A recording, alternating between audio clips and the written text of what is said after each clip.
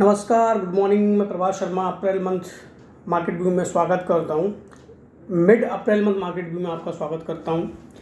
5 trading session April month के बचे हैं। इसमें मार्केट के लेवल्स क्या रह सकते हैं, क्या रेंज रह सकती है, इस पर तो डिस्कस हम करेंगे ही। लेकिन उससे पहले मैं आप लोगों के साथ कुछ जनरल टॉक्स करना चाहता हूं मार्केट को लेके। जिस तरीके का मार्केट का भी जो हम बिहेवियर देख रहे हैं, इस तरीके के बिहेवियर में हमें क्या करना चाहिए, क्या नहीं करना चाहिए। और काफ़ी डल मार्केट है, काफ़ी बोरिंग मार्केट है, पिछले हम कुछ महीनों से देख रहे हैं। तो इन सब चीज़ों पे हम डिस्कस करेंगे। थोड़ा सा जीके टाइप का सेशन है वीडियो ये रहेगा अपना, सॉरी। तो ऑडियो की बजाय इसलिए आज मैंने सोचा कि हम लोग इसमें वीडियो के थ्रू आप लोगों से जुड़ जाते हैं। तो रेंज में सबसे बाद में डिस्कस करूँगा, लेकिन उससे पहले हम बात करते हैं कि आखिर ये मार्केट इस तरीके के जो मूवमेंट हो रहे हैं, तो ये क्या यही रहेंगे या आगे चल के हम कुछ सुधार देख सकते हैं मार्केट में, या इस तरीके की बाजार रहेगा। तो अगेन मैं कई वीडियो कई ऑडियो आप लोगों के साथ शेयर कर चुका हूँ। हमेशा 2 पार्ट्स में बनता है। एक बनता है जो लोग 2020 मार्च 2020 के बाद मार्केट में एंटर हुए हैं, और एक पार्ट में डिस्कस करता हूँ जो पुराने हैं, जो उससे पहले के हैं। तो जो मार्च 2020 के बाद बाज़ार में एंटर हुए हैं, उन लोगों के लिए ये मार्केट का एक बहुत अच्छा लर्निंग फेज़ है।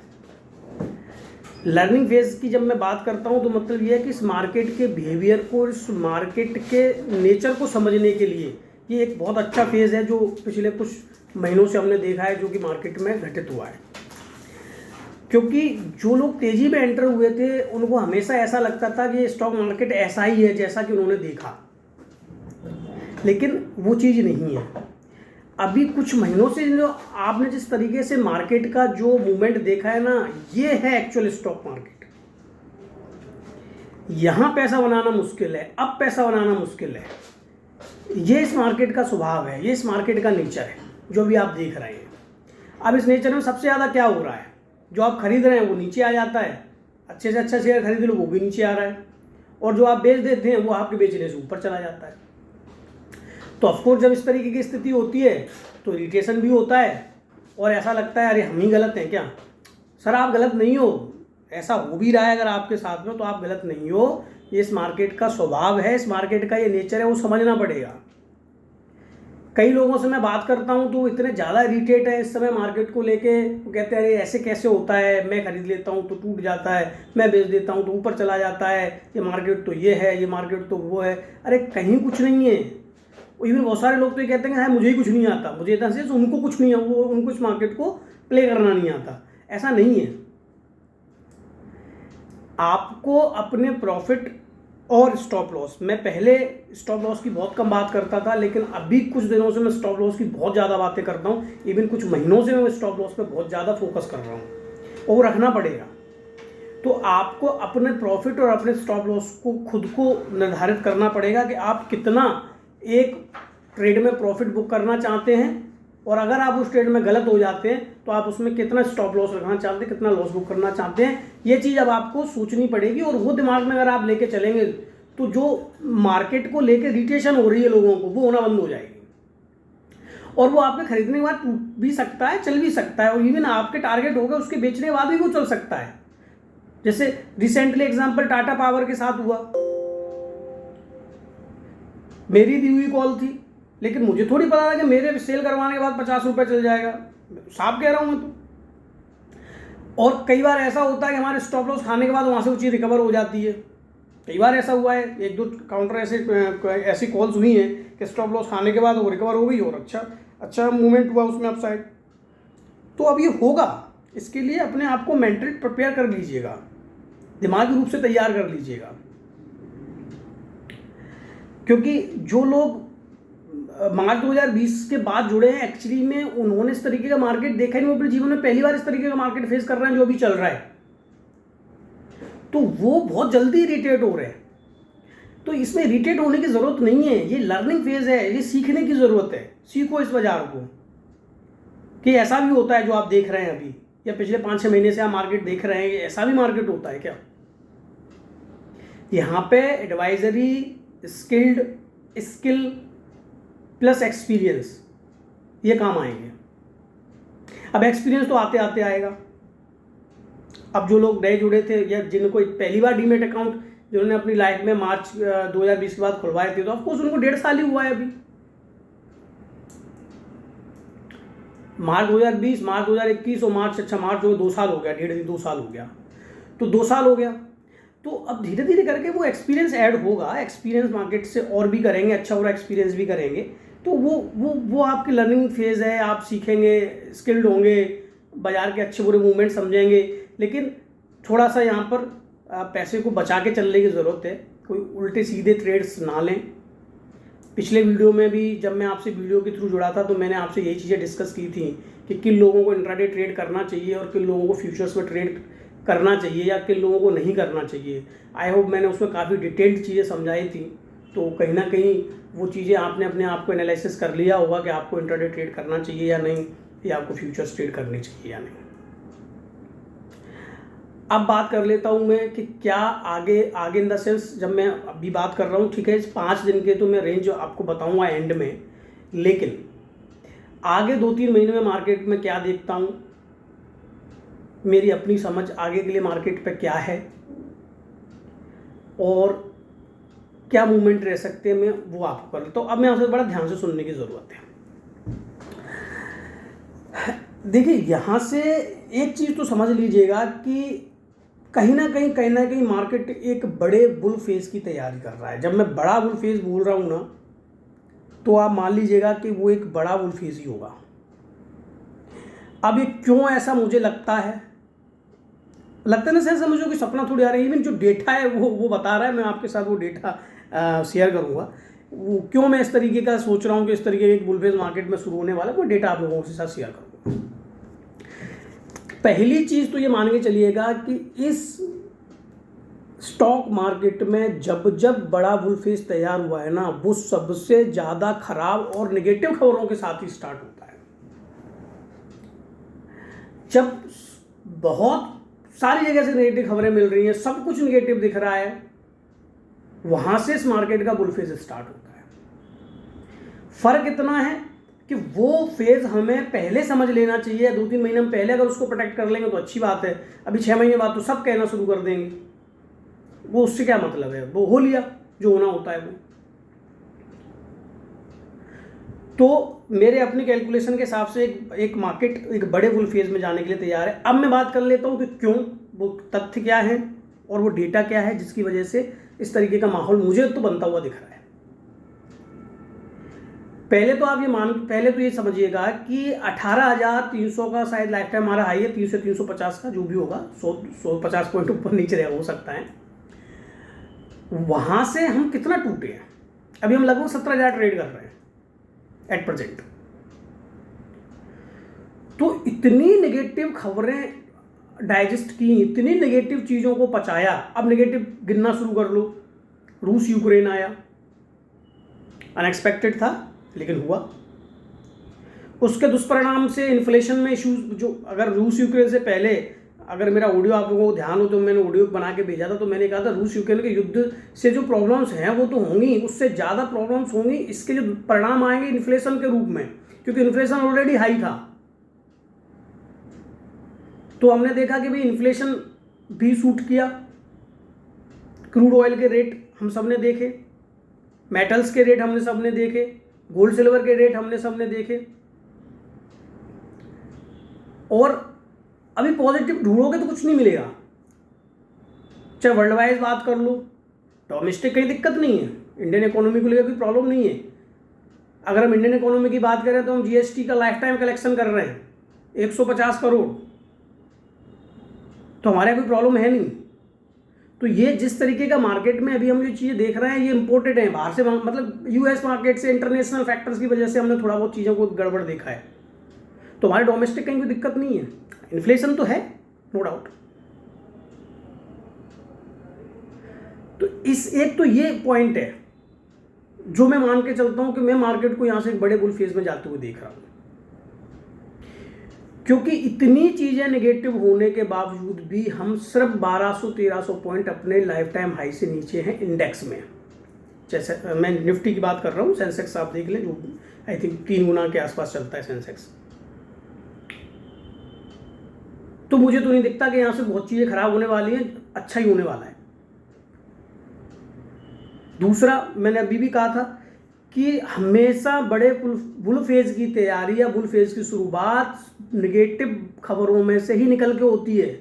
निगेटिव में तो चारों तरफ जो नकारात्मकता वो फैली होगी ना, मार्केट को लेके, इकोनॉमी को लेके, ठीक है, जैसे कि बॉन्ड यील्ड्स बढ़ते जा रहे हैं, इंटरेस्ट रेट बढ़ा रहा है, फेड बढ़ा रहा है, ठीक है, वहाँ बढ़ेंगे तो हमारे यहाँ भी बढ़ेंगे, क्योंकि इन्फ्लेशन तो हमको भी कंट्रोल करना है। तो आप उठा के देख लो ना, कुछ भी पॉजिटिव नहीं दिख रहा है।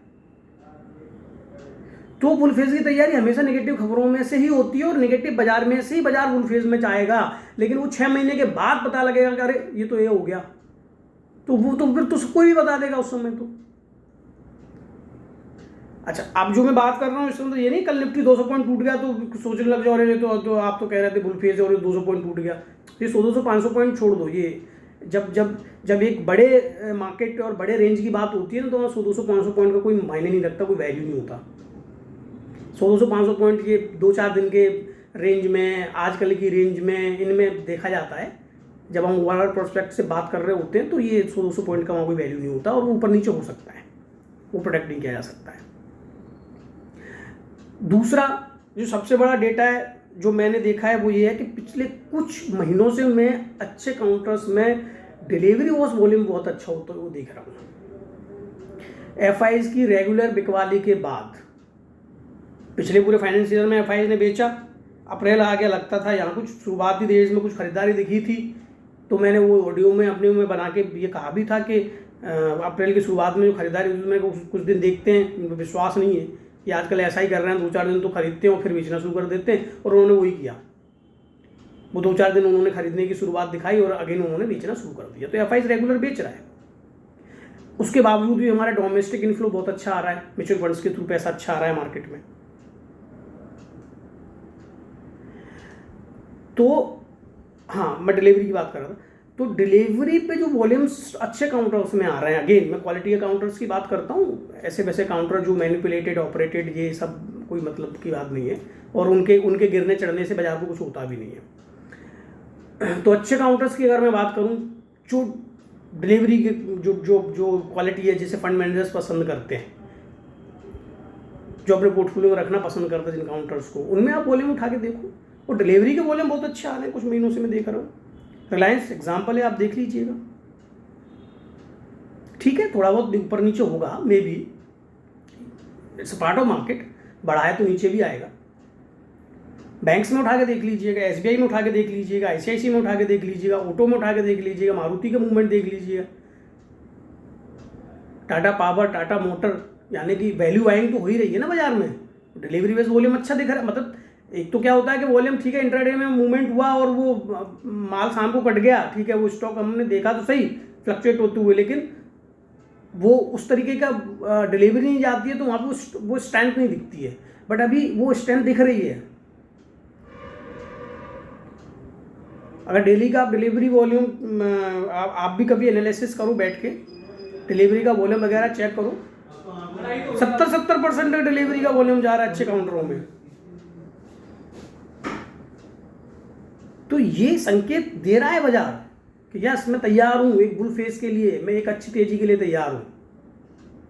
लेकिन सवाल यह है कि आप तो डरे हुए बैठे हैं, पैसा कौन डाले? क्योंकि आप न्यूज चैनल सुने बगैर, मतलब न्यूज चैनल सुनो, मैंने कई बार बोला है कि न्यूज चैनल सिर्फ न्यूज के लिए सुनो, वो क्या बोल रहे हैं वो मत सुनो। वो तो अभी मार्केट मंदा है तो मंदी बेचो, अभी 200 पॉइंट तेज हो जाएगा तो खरीदो, वहां तो बैठ के ये करना है उनको। चाहे कोई भी चैनल हो, मैं किसी पर्टिकुलर किसी की बात नहीं कर रहा हूं, ठीक है, उसको न्यूज के लिए सुनो, लेकिन मार्केट में तो डेटा एनालिसिस करके व्यू तो बनाना पड़ेगा। तो मैं तो करता हूं, मैं चाहता हूं आप लोग भी करें। जब तक देखिए आप लोग खुद से एनालिसिस करेंगे नहीं चीज़ों का, तब तक वो कॉन्फिडेंस नहीं आ पाएगा। मैं कितना भी कहता रहूं, वो कभी कॉन्फिडेंस बनेगा ही नहीं। वो जब ही बनेगा जब आप खुद अब डेटा एनालिसिस करना शुरू करेंगे। तो इसके लिए मैं एक सेशन रखूँगा, आप मेरे जो क्लाइंट्स हैं उन सबके लिए रखूँगा एक सेशन, जूम मीटिंग पे रखूँगा। It's may be I think 2 hours का होना चाहिए। तो जिसमें टेक्निकल, फंडामेंटल, डेटा एनालिसिस, जैसे डिलीवरी वॉल्यूम्स वगैरह जो मैं बातें कर रहा हूँ, ये कहाँ से देखते हैं, कैसे देखते हैं और उनके क्या मायने निकाले जाते हैं, वो सब मैं डिस्कस करूँगा। ये मे भी 2 घंटे का हो सकता है। मैं बहुत ही जल्दी आप लोगों को वो रजिस्ट्रेशन लिंक डेट भेज दूँगा। तो मैं चाहूँगा कि ज़्यादा से ज़्यादा आप लोग उसको रजिस्टर्ड करें और उस पर आएँ। एक बहुत हेल्दी डिस्कशन होगा, एक बहुत अच्छा सेशन रहेगा। मैं चाहता हूँ कि आप लोग उस पर ज़रूर जुड़ें। चलिए, तो ये तो जहाँ तक था मार्केट का। अभी जो कुछ भी करंट में चल रहा है वो चीज़ें मैंने आप लोगों से डिस्कस कर ली। तो मैं फिर कह रहा हूँ, इरिटेट मत होइएगा, इरिटेट होने की ज़रूरत नहीं है इस मार्केट में। ये मार्केट अभी इस तरीके का है और आगे भी थोड़ा बहुत हम आगे भी कुछ सेशंस देख सकते हैं, इस तरीके का मार्केट रहेगा। तो डोंट गेट इरिटेटेड, इन्वेस्टेड रहिए, वैल्यू बाइंग करिए, क्वालिटी बाइंग करिए। टाइम है। मैं कई बार जब मार्केट के अच्छे लेवल्स खरीदने को होते हैं तो मैं कई बार आप लोगों से कहता हूँ, वीडियो के थ्रू भी जुड़ता हूँ, इसलिए वीडियो के थ्रू जुड़ा हूँ आज। चलिए, 16 मिनट ऑलरेडी हो चुके हैं। इसके अलावा मेरे नंबर आपके पास हैं ही सबके पास। अगर किसी को कुछ पूछना है तो आप फ़ोन करके मुझे कभी भी पूछ सकते हैं। वो तो कोई प्रॉब्लम मुझे दिखती नहीं है उसमें, तो वहाँ कोई प्रॉब्लम नहीं है। तो ये सारी चीज़ें मुझे डिस्कस करनी थी, वो मैंने कर ली। अगेन मैं रिपीट कर रहा हूँ, मेरे अपनी कैलकुलेशन के हिसाब से इंडियन स्टॉक मार्केट एक बड़े बुल फेज़ में जाने के लिए तैयार है। अब आपको इस बुल फेज़ का हिस्सा बनना है या नहीं बनना है वो आपके ऊपर है। पैसा डाल दोगे तो बन जाओगे, अदरवाइज बाहर से खड़े हुए देखते रहोगे। 6 महीने बाद कहोगे अरे पैसा डाल देता तो अच्छा होता। 6 महीने बाद, 5 महीने बाद, जो भी है। तो अब इसका पार्ट बनना है या बाहर से खड़े होकर देखना है, बाद में फिर एनालिसिस करके अपने कमेंट देनी है, वो आपके ऊपर है, वो आप डिसाइड करोगे। ठीक है, तो अभी 5 ट्रेडिंग सेशन बचे। इसका मैं क्विकली टेक्निकल लेवल्स निफ्टी के आपके साथ शेयर कर देता हूँ। आजकल आना लेवल कम काम कर रहे हैं। पिछली बार जो मैंने ऑडियो के थ्रू बोला था ना, 70,500 550 सपोर्ट दिख रहा था, बहुत स्ट्रॉन्ग सपोर्ट था, लेकिन काम नहीं किया ना, टूट गया। क्या करें, मार्केट ही ऐसा है अभी। तो ये स्वभाव है मार्केट का, है ना। इसको दिल से नहीं मत लो। बहुत सारे लोग मेरे दिल से ले जाते हैं, अरे ये तो टूट गया, अरे ये मेरे ही साथ हो रहा है क्या? अरे सर, आपके साथ नहीं हो रहा सबके साथ होता है। बाजार अपना ट्रेंड बदलता है। अभी कंसोलिडेशन कहें, टाइम वाइज करेक्शन कहें, कुछ भी कहें, अभी उस तरीके के ट्रेंड में मार्केट, ये भी ट्रेंड तोड़ेगा ऐसे ही थोड़े रहेगा। बट अब वो आपका पेशेंस है, वो आपको टेस्ट कर रहा है, आपके पेशेंस को, कि आप कितना पेशेंस बनाए रखते हो। और जब ट्रेंड तोड़ेगा उसके बाद देखना बाजार की स्थिति क्या होगी। और ट्रेंड तो तोड़ेगा। 7 महीने हो चुके हैं, बहुत लंबा टाइम चला गया। ये मार्केट इतना नहीं रुकता है, बट इट्स ओके। पिछले 1.5 साल में जिस तरीके की हमने तेज़ी देखी थी, उसके बाद इस तरीके का एक कंसोलिडेशन, ये मैं दूसरे शब्दों में बोलूँगा तो छटाव का दौर चल रहा है। यहाँ पर इम्पेशेंस लोग, कमज़ोर ट्रेडर, कमज़ोर इन द सेंस दिल से कमज़ोर नहीं, फाइनेंशियली कमज़ोर कमज़ोर दिल से नहीं, फाइनेंशियली कमज़ोर ट्रेडर है, वो आउट हो रहे हैं मार्केट से। ये मार्केट का स्वभाव है, ये करता है और ये करता रहता है, आगे भी करेगा। समय समय पे छटनी करता रहता है। उसको लगता है कि नहीं यार, ये कुछ लोग हैं जो, पिछला वीडियो मैंने बताया था ना, कम फंड्स के साथ अगर रहोगे तो क्या करता है मार्केट। तो वो कुछ लोग नहीं है, कम फंड्स के साथ कुछ ऐसी चीज़ें करना चाह रहे हैं, वो इनको अलाउ नहीं करती, तो वो कर रहे हैं, तो उनकी छटनी करता है बाजार में। ठीक है ना, तो कोई नई बात नहीं है। तो पेशेंस बनाए रखिएगा, वैल्यू बाइंग करिएगा, क्वालिटी बाइंग करिएगा। आने वाले महीने मेरे हिसाब से तो अच्छे रहने चाहिए। फिर वही अपना अपना व्यू है मार्केट को लेके। जो मुझे लगा या जो मैं मार्केट को जितना अपने 11 साल के एक्सपीरियंस से समझता हूँ, वो मैंने आपके साथ शेयर कर लिया है। चलिए, अब 5 दिन का मैं आप लोगों को टेक्निकल लेवल शेयर कर देता हूँ। ये अभी जो आज लगभग आधा दिन निकल ही गया, 11:30 बज रहा है अभी। देखिए, डाउन साइड में अभी आपको जो है 16,800 850 अगर कहीं भी दिखता है तो कुछ पैसा आप यहाँ पर डाल सकते हैं। मे भी कुछ पैसा अभी भी डाल सकते हैं, कोई दिक्कत नहीं। जब मैं डिलीवरी बेस बाइंग की बात करता हूँ तो वहाँ पे 100 200 500 पॉइंट नहीं देखने चाहिए। चलिए, तो अभी तो 16,800 850 के आसपास एक सपोर्ट, एक ठीक ठाक सा सपोर्ट दिख रहा है मार्केट का। यहाँ से आता है तो हम जरूर एक बाउंस बैक देख सकते हैं। और जो अपसाइड बाजार का दिख रहा है वो दिख रहा है आपका 17,450 से लेकर 500 इन 5 दिन के लिए। 7,450 500 कहीं दिखे, वहाँ पर आपका एक रेजिस्टेंस है, वहाँ पर आपको अपने प्रॉफिट बुक करके जाने चाहिए। और 18,850 से लेकर 16,800 50 से लेकर 800 कहीं भी दिखे वहाँ पर हमको ये 5 दिनों के लिए ख़रीदारी करनी चाहिए। ये सिंपल सी लेवल है। और अगर कोई स्टॉक आपका अटका हुआ है, कोई और परेशानी है, कुछ फीचर में ऊपर नीचे कर लिया है, इंट्राडे में कोई लॉस हो गए हैं, मेरे यहाँ तो मैं तो ऐसा नहीं मानता कि सब मेरे यहाँ काम करते हैं जो भी मैं हालांकि आप सभी मेरे क्लाइंट्स हैं, बट मैं बिल्कुल ऐसा नहीं मानता कि सारे मेरे यहाँ ही ट्रेड करते हैं, दूसरी जगह भी करते होंगे। अगर कहीं कोई परेशानी है, कहीं कोई दिक्कत है तो आप बेझिझक फ़ोन कर सकते हैं, बेझिझक पूछ सकते हैं। ज़रूरी नहीं है कि आप मेरे यहाँ काम नहीं करते हो तो मैं आपको चीज़ें नहीं बताऊँगा। आप फ़ोन कर लीजिए, कोई परेशानी है, कोई दिक्कत है, कोई अटक गए हो, कोई गलत एडवाइजरी के चक्कर में लॉस हो गया है, इंटेंशनली किसी ने किसी अदर ब्रोकर्स के साथ आप एसोसिएटेड हैं तो वहाँ पर मान लीजिएगा कि उसने अपने टीओज करने के लिए, मैं तो साफ बोलता हूँ, टर्नओवर्स करने के लिए आपके कहीं घुमा दिया आपका अकाउंट या व्हाटएवर जो भी है, तो वो चीज़ें आप मुझसे बात फ़ोन पे कर सकते हो। जितना मैं उसमें आपकी मदद कर सकता हूँ मैं उतना करूँगा। लेवल्स मैंने आपको दे दिए हैं। तो 4 मई को हम एक बार फिर से कनेक्ट होंगे, देखते हैं उस समय मार्केट क्या रहेगा। वीडियो के थ्रू जुड़ूंगा, ऑडियो के थ्रू जुड़ूंगा, वो आप लोगों को मिल जाएगा। इससे पहले फ़ोन्स पे मैं बात आप लोगों से करता ही रहता हूँ। आप लोग कभी भी फ़ोन कर सकते हैं, कहीं कोई दिक्कत नहीं है, मुझे तो कोई प्रॉब्लम नहीं है, कभी भी आप फ़ोन मिला सकते हैं जो भी आपको पूछना हो। Thank you much.